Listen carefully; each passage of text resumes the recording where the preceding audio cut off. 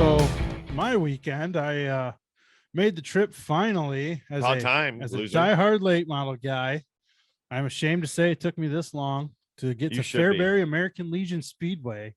Really cool trip. Me and my wife actually went. I said, wanted to get there since we talked to Matt, obviously before that, but we had Matt Curl, the owner, promoter, race director, jack of all trades of Fairbury on the show. Yes. I looked. My email with him was from February 5th of 2020. Did you get hold of him and go up in the box? No, but I emailed him, told him I was coming. That I'd like to get up in that thing.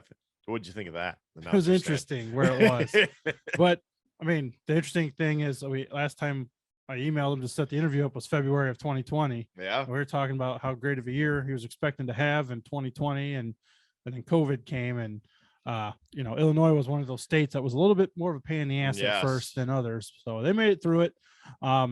But yeah, me and my wife made the 5-hour journey over there. Obviously, your poor wife. Obviously, you gain an hour when you cross time zones, and got there, early enough, a couple hours early, and wanted to check it out. I'd never been there, so wanted to get the full flavor. And it was, I looked it up on Google Maps and all that. Kind of okay. Once I get into Fairbury, I'll just look for the racetrack sign. It's not hard, right behind Casey's. Yep, there's got to be a racetrack sign. It's a small town, and it's in town.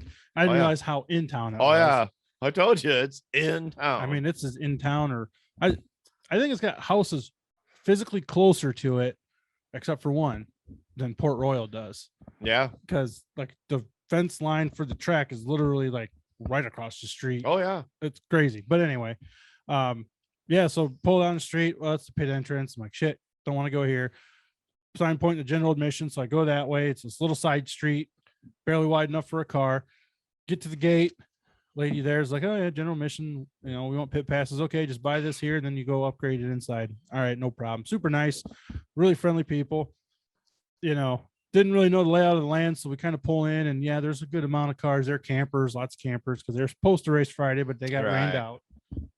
Find out they had 6 inches of rain that entire last week. So, I'm sure rain on Friday didn't help them either. But kind of get in, I find a spot, and I park, and I'm looking up, and I'm looking at turn one, and I'm looking at the grandstands to my left, and I'm like, oh, guess we're parking here, and this will work. And it was funny. I was telling Duane, my wife's like, all right, we're kind of looking at our phones and stuff before we get out. And she's like, well, when you want to go in? I'm like, we're in. We're already in. Like, in. This is it. We're here. The grandstands are right there. So it's kind of funny learning, you're parked right inside the, you pay at the gate because you're entered into the racetrack already. Obviously, there's parking down the street on lawns, all that kind of stuff happens. But if you get there early enough, then there's the whole front stretch, back stretch situation. Yep. Always heard about it. Had to figure that out, but we got pit passes. So, didn't really know where to go. Went to where the haulers were pulling in, and there was a lot of them, a lot of haulers. So, kind of where they pull in, there's a barn with doors open, and there's like 3 or 4 tables in there. Everyone's super nice. Hey, oh yeah, we're looking to upgrade. Come on over. We'll take care of you. So that's one thing when I went. The staff was just phenomenal. Super nice. Yes. Yeah. So getting the pits actually I would have never guessed they got 6 inches of rain. Yeah, they you could tell they had to scrape a bunch of mud, but they kind of put that in between on the horse track between the stands, and but walking through the pits wasn't as muddy as you maybe had thought. Got around to the back stretch and scoped it out. That was one thing. My wife going to the bathroom at a dirt track, she was kind of like, oh great, and I said, hey, this is the guy we had on our show. He said the most important place at a dirt track is the women's bathroom. That's right. And she can attest that he is a man of his word. Matt Earl is a man of his word, and she had no issues at all, with the women's restroom, front stretch and back stretch. She used them both. So we got cool beer stands, so you can always find a nice beer. I had a couple beers even, Duane. Really? Believe it or not. Yeah. Holy shit. Who are you? Are you? So there's kind of with Elliott? We ended up putting blankets down in turn 4 in the aluminum stands next to the covered old grandstands. But yeah, I didn't realize there's a golf course right off of the pits, so McKay Winger, if Duane Hancock was golfing on that hole, McKay Winger was probably going to be getting fucking nailed by some golf balls or something. Right. People like that. The way I hit shit. Yeah. So there's a car, I'm hitting it. Kevin Weaver would have dents in his hauler probably if you were on that hole. But Yeah, good cars, 42 late models, 54 UMP modifieds, and 35 crate cars on hand.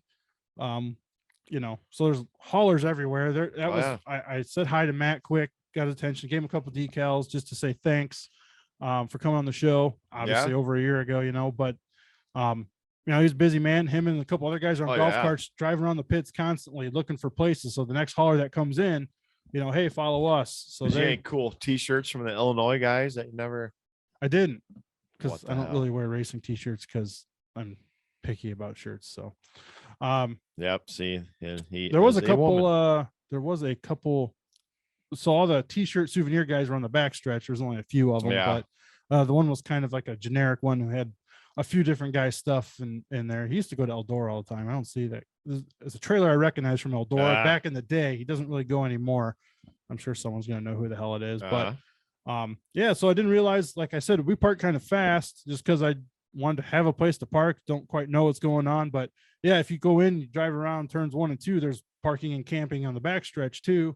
Yeah, separate gate to enter back there, but everything's accessible, all around the entire track. So good concession stands, organized, well run, quick in and out, reasonable prices. Yes, good food. It was when I was there anyways. The front, it's all like the front stretch side and the back stretch side. That's kind of what you hear all night. Yep. Be sure to visit this on the front stretch, be sure to visit that on the back stretch. When I was there, I never went to the front stretch side. I was in the middle of 3 and 4 in that little deal you can stand up on, and then on the back stretch. So. Yeah. And the beer stand in the front stretch is like, it's like in the parking lot almost, but you could have about 6-7 people tending to take money and serve drinks. So you just have a few beers and yell out the window, "Let's go, Brandon," and leave. So it was cool kind of layout. And, I think the layout was cool. It's just kind of definitely a fairgrounds type of feel, which I really like those. I really enjoy Port Royal. Well, yeah, it's got a good feel for being right in town. Yeah, right in town. The bathrooms look, me and Duane were talking, we don't know how new or old they are, but they're plenty big. I mean, there's a lot of urinals and stalls for people and stuff. All I'm thinking is how many people show up for like the Prairie Dirt Classic and how that place functions, because it's not a lot of room. No, there's not. Like Matt said when we had him, the place is landlocked. You can't get, unless the golf course goes out of business and he buys the golf course. I'm sure doesn't really have a lot of options for extra. Golf sucks and racing don't. And you suck at golf too. So I do. You'd rather be racing, that's for sure. That's right. Or racing a golf cart on the golf course. Yeah. But crashing into you. 130 cars or whatever on hand. And I was telling Duane, we did late model, hot laps, modified, and then crate, hot lap qualifying sessions or whatever, and then super late model qualifying at the end, 2-car runs. And we got all that done. It started right on the dot. That was the other thing. 5:30. Drivers meeting was at 5. We watched that. And another thing I appreciate with Matt is how he ran that up front, to the point. This is how we're doing it. Be prompt, be ready. Not a lot of lollygagging. We didn't rework the track for anything. It didn't need it because it was pretty juiced all night. But just quick, efficient. So all that hot laps and qualifying had to happen. That happened in like a little less than 2 hours. So from 5:30 to about 10 after 7, they got all that done. So the thing with the track, I didn't realize it's way more banked in person than what it seems like on TV, Yep. But like with qualifying for super late models, so they qualified last. They hot lap first. All the other classes did their stuff. Then they qualified last. First car out, Ryan Gustin sets a good lap in the first group. So there's A and B because there's 42 late models. Sets fastest time throughout the whole group until McKay Winger comes out, one of the last cars in Group A, and tops it. Then you go to the second group, same thing happens. First car that comes out, one of the first cars, sets a fast time, hard to beat. B-Shep comes out, third to last in Group B, sets quick time on the night. So that's like your first car, almost your last car, pretty consistent fast lap time. So that, showing you the consistency of the racing surface is pretty cool there. But then the racing was great. I was telling Duane, first heat race for super late models comes out. Kevin Weaver, Gordy Gundecker, and McKay Winger are going 3 wide for the first lap and a half. My wife reaches over because she's like nervous someone's going to get hurt or something because they're racing so hard. And man, just a really good appreciation for like how fast and how hard those guys drive. Oh yeah, I mean, that's an awesome place. McKay Winger was like, his qualifying lap was something else. Just drove it in a shit ton into turn 3 and just got her turned and on the gas. So that's good racing. It was very good racing. And then the crates. Was crates good? Crates weren't bad. So the problem was, especially with the mods, crates kind of had it too, but a couple guys were able to make the top work. But especially with the mods, since the track was so juiced up and they have little tires and less horsepower, it was kind of a bottom feeder track. It didn't slick off enough for them to kind of work up the track. The super late models were really the only things that could get enough power. So, but a couple like Osra, not Phil, I think it's his son, I'm not sure, Cody, I believe his name, from Michigan, St. Joe, Michigan. Longtime Michigan drivers. Phil was an ALMS guy for a couple of years. First time caller. Yeah. But in the crate car, he was leading and spilling out by himself, had to go to the tail, and then in a lap, they restart, and he just went around the high side and passed like 4 cars, got back up to a transfer spot, and then I think he ended up finishing up front of that heat. So but yeah, feature time came around. There's a great winner. Who?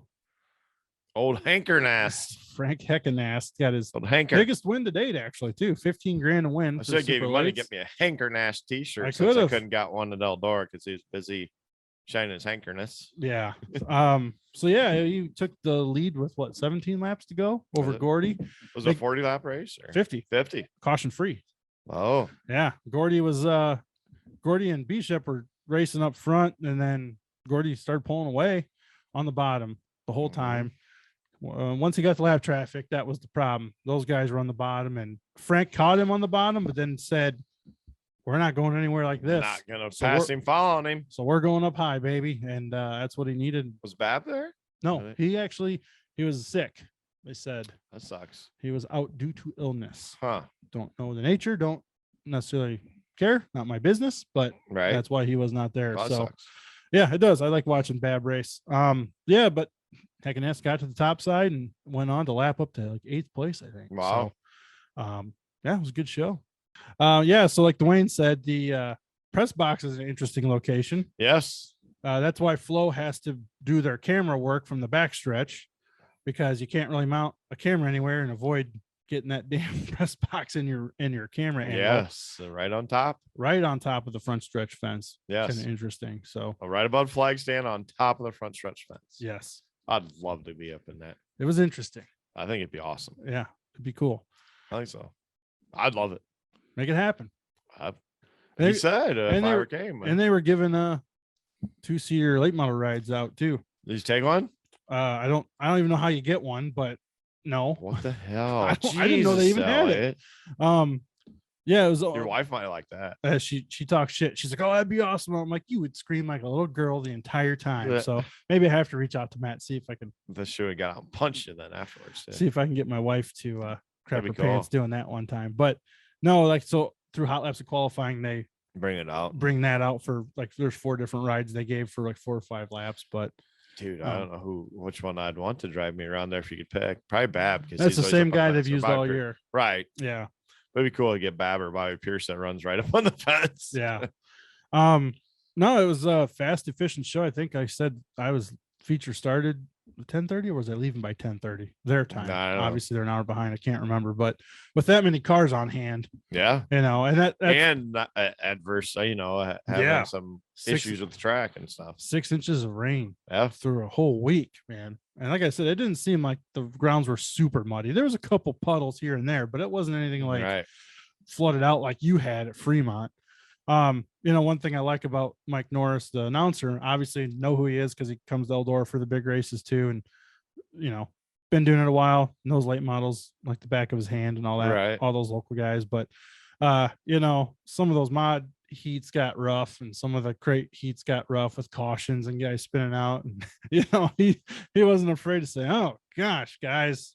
It's like, "Well, everyone put your change from your left pocket to your right pocket, hold your beer in your left hand instead of your right hand. Maybe we get some good luck, get some laps." It's like, oh man, that was kind of funny. Announcer just like, call it like it is, man. Let's try something here. Yeah, let's hope we can get man, maybe we should starting these guys single file. I think he said that once or twice. Nah, So that always cracked me up. Funny to hear an announcer, right. especially Mike. I've only seen him at Eldora, obviously. See him in his home element, was pretty cool. So Let's go. yeah, it was a great time, great trip. My dad called me, we talked, he asked me about it, and I was like, dude, we got to go back sometime. We got to get I my dad told you, there. I want to go back. I mean, it's a neat place. Well, I was talking to Devin about, how we have Attica and Fremont specifically around here where sprint cars, it's all sprint cars, diehard sprint car fans. Yes. Over there at Fairbury, it's diehard late model fans. It's really like a celebration. Fairbury, Macon, all of them are all. I said it was like a celebration. It's like it was cool to go to a place where late models are truly celebrated. Yeah. Attica, we sponsor them. We do a great job at Attica, but they're a support division technically.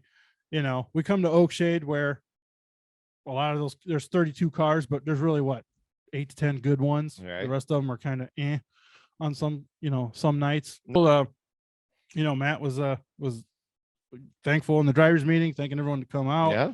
A lot of cars on hand. Program ran fast. Like I said, Good. in line, be prompt, one right after another. Don't That's waste a lot of time dicking around with stuff. So, A+ is my rating on Fairbury. Good deal. So and like Duane said, imagine sprint cars on that track. Yeah.